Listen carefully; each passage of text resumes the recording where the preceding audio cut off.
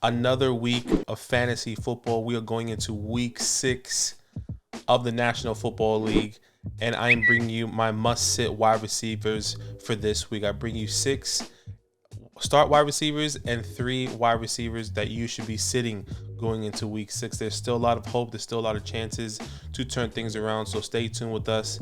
Reminders: Lions, Texans, Raiders, Titans, all on bye weeks this week. So make sure you accommodate for some of these guys. Take them out of your lineup. Make some moves, whatever you have to do. Let's get straight into the star sets. And at number 1, we have Jerry Jeudy versus the Los Angeles Chargers. Chargers giving up the 9th most fantasy points to the wide receiver position last week against the Indianapolis Colts. We all saw that Thursday night game. It was terrible. Overthrown balls, underthrown balls.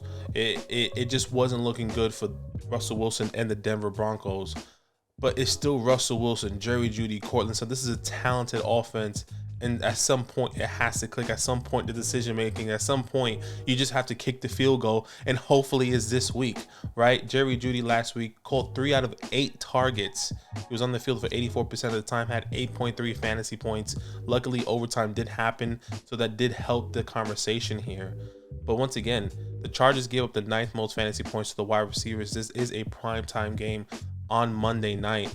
Last week, the Chargers in Week 5 gave Amari Cooper 20 plus fantasy points. He caught 7 out of 12 targets. Hopefully, Jerry Jeudy could be the guy, could have a somewhat similar game. The week before in Week 4, 15 fantasy points. Week 2 and 3, he's been up and down. He was out with injuries. In Week 1, he had 20 plus fantasy points. So if he can bounce back and Russell Wilson can bounce back, hopefully Jerry Jeudy will be an amazing start in Week 6. So start Jerry Jeudy. And at number 2, we have any Bucs wide receivers, really just Chris Godwin and Mike Evans. If you are in deeper leagues, you could potentially start Julio Jones or Russell Gage, maybe in a 14 or a 16-man league if you are in need of a wide receiver.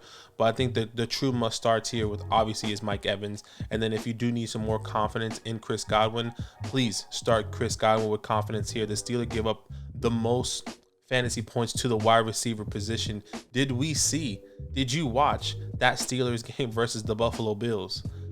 Gabe Davis has 171 yards, over 32 fantasy points. Stephon Diggs over 102 yards, over 24 fantasy points. Hopefully this is Mike Evans and Chris Godwin, and maybe even a little bit of Julio Jones if he plays, if you need him, or maybe even a little of a Russell Gage if you need him.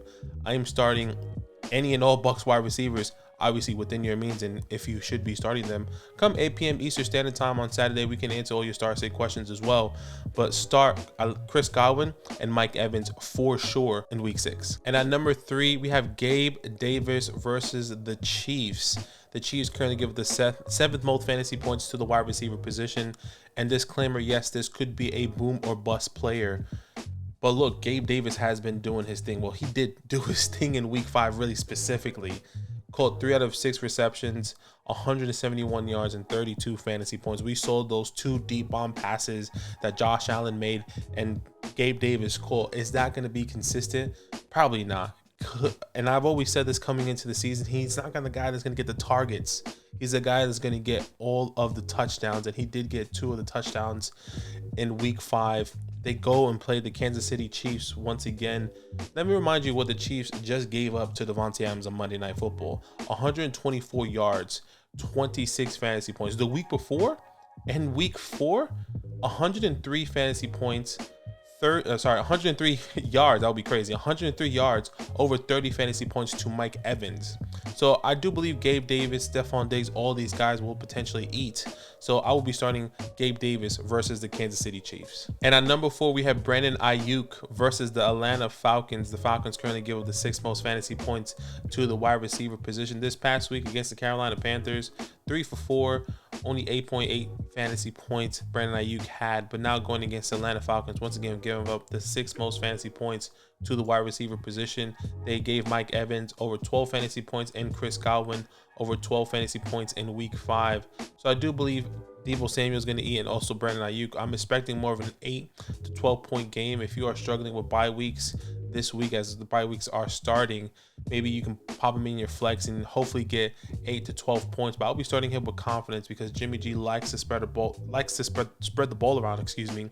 So start Brandon Ayuk with some confidence. And at number 5, we have Allen Lazard versus the New York Jets. He was my guy this year, and he's still trending that way. Hopefully he keeps it up. They're playing the New York Jets, who give the 13th fewest fantasy points to the wide receiver position. So the Jets have been pretty decent against the wide receiver position, but they are going against Aaron Rodgers, who just came off a really upsetting loss. They were shut out in the second half versus the New York Giants.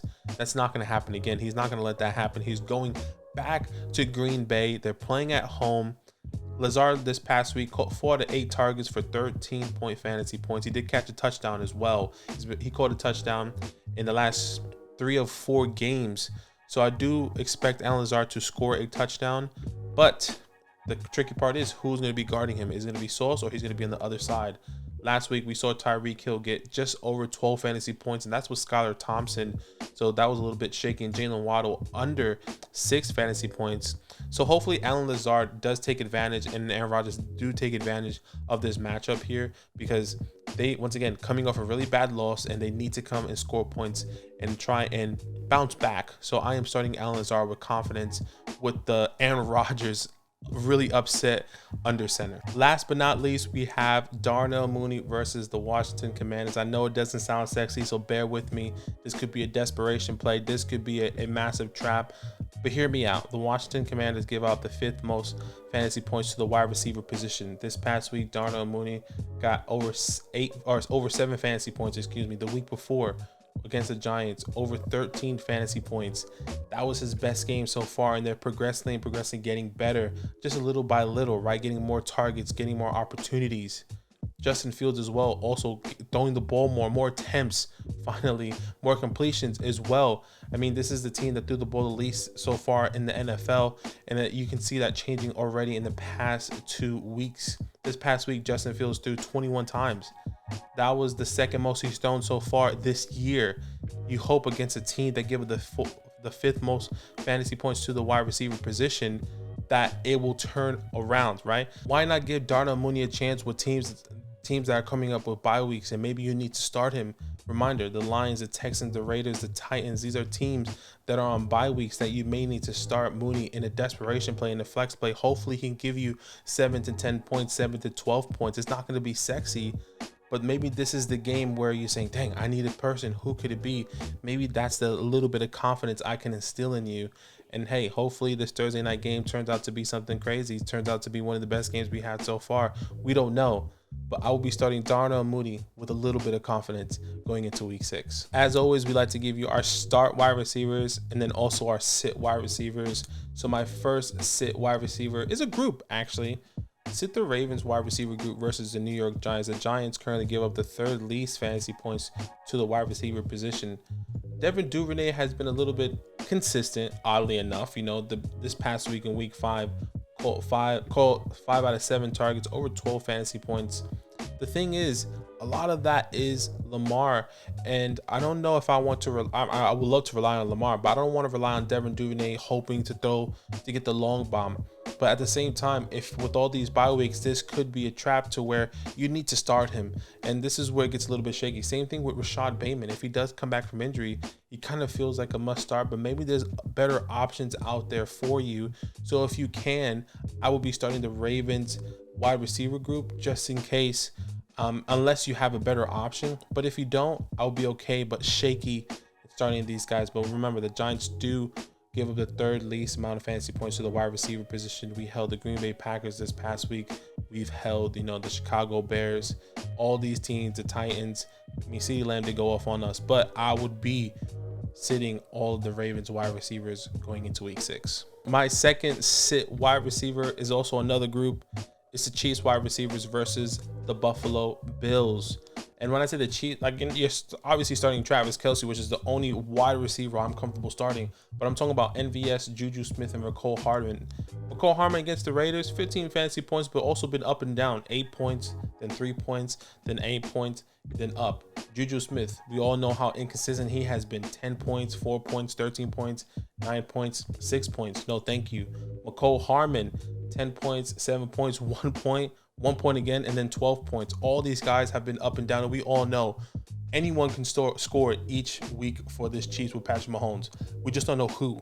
We hope that it was Juju coming into the season, but that's clearly not the case. The only wide receiver I am comfortable starting is Travis Kelce, which is not even a wide receiver, it's a tight end.